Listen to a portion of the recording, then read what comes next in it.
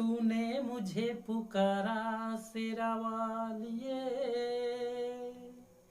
मैं आया शेरा वालिए, शेरा वालिए हो पहड़ा वालिए, शेरा वालिए हो पहड़ा वालिए हो, हम बालक तू माता शेरा वालिए, तूने मुझे पुकारा शेरा वालिए।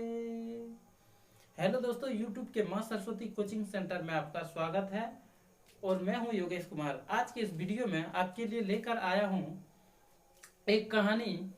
कहानी का नाम है ज्यादा किसे मिलें। कहानी का नाम है ज्यादा किसे मिलें। भागिएगा नहीं दोस्तों, इस वीडियो के अंत तक इसमें लगे हुए रहिएगा, अंत तक देखिएगा। अगर यह वीडियो पसंद आए तो इसको लाइक कीजिएगा, अगर पसंद नहीं आए तो लाइक नहीं कीजिएगा, लेकिन वीडियो के अंत तक बने रहिएगा। कहानी का नाम है ज्यादा किसे मिलें।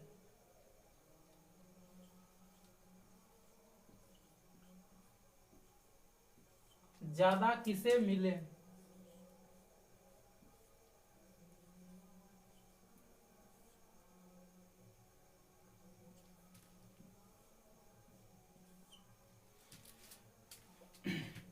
वीडियो के अंत तक बने रहिएगा दोस्तों।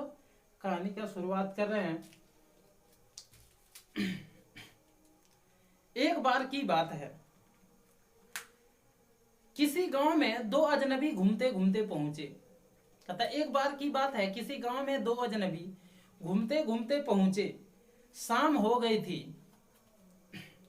वे रात उसी गांव में बिताना चाहते थे। वे जो दो अजनबी आए थे शाम का समय में गांव में, तो वे दोनों अजनबी रात उसी गांव में बिताने चाहते थे।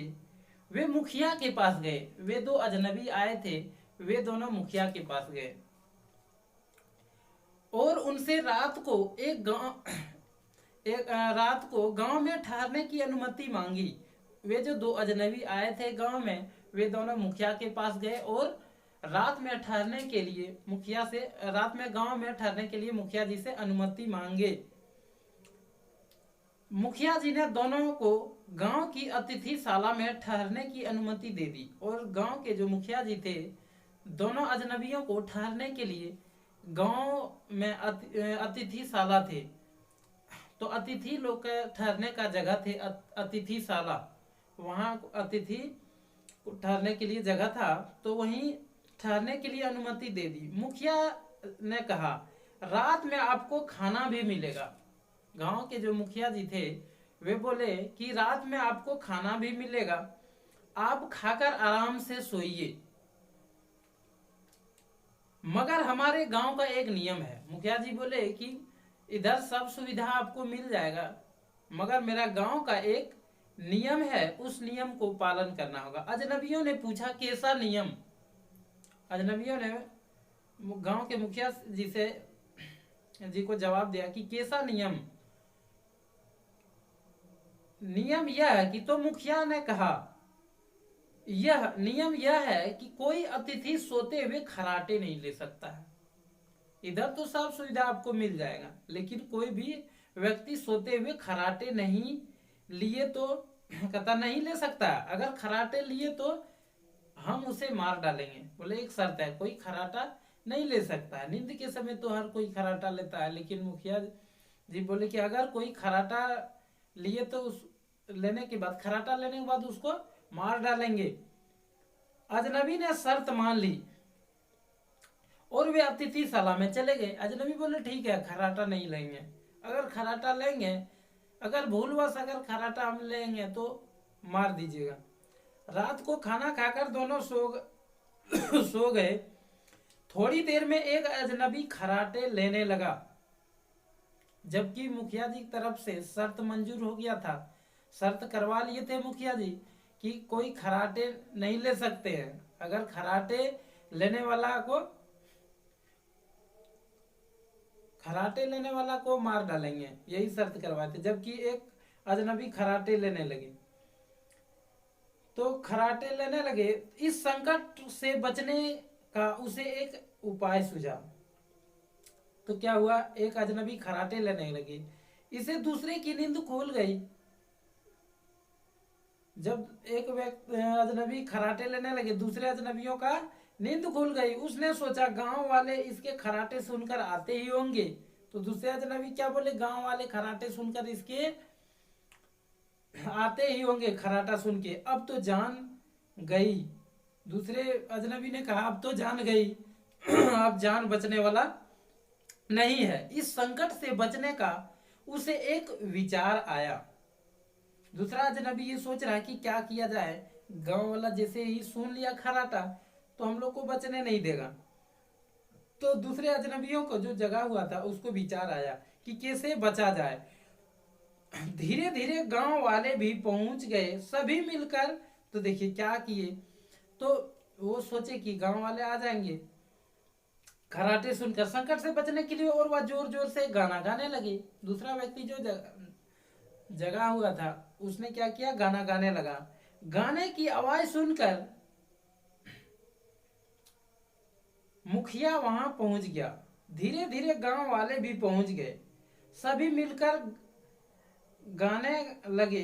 वे रात भर गाते रहे। दूसरे अजनबी के खराटे कोई नहीं सुन पाया, और दूसरे अजनबी के खराटे कोई नहीं सुन पाया।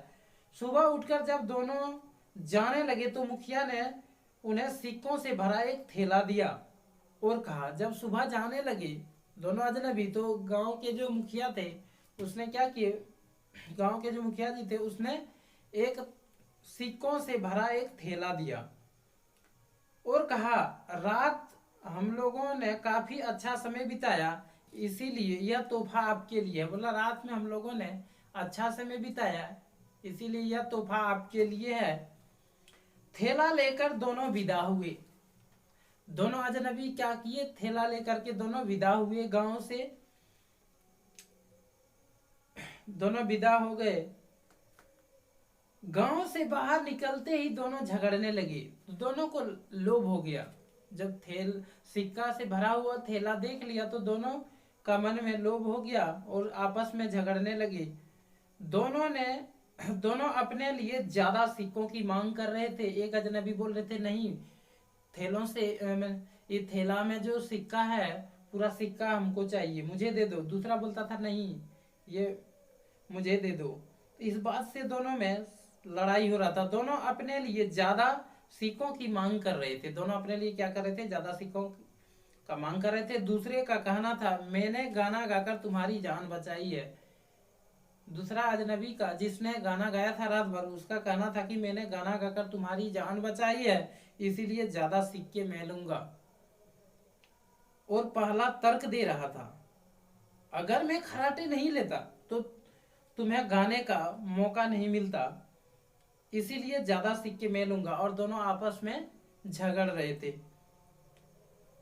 दोनों इस बात पर देर तक लड़ते रहे। दोनों अजनबी आपस में लड़ते रहे।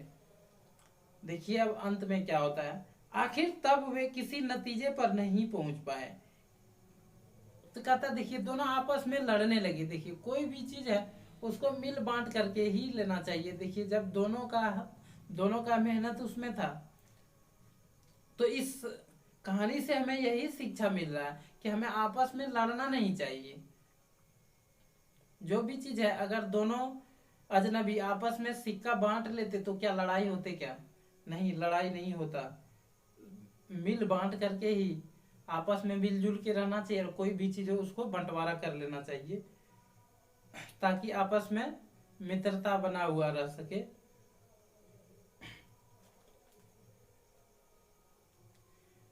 प्लीज दोस्तों इस वीडियो को लाइक करें, शेयर करें और सब्सक्राइब करें। मिलते हैं नेक्स्ट वीडियो में। जय हिंद, जय भारत।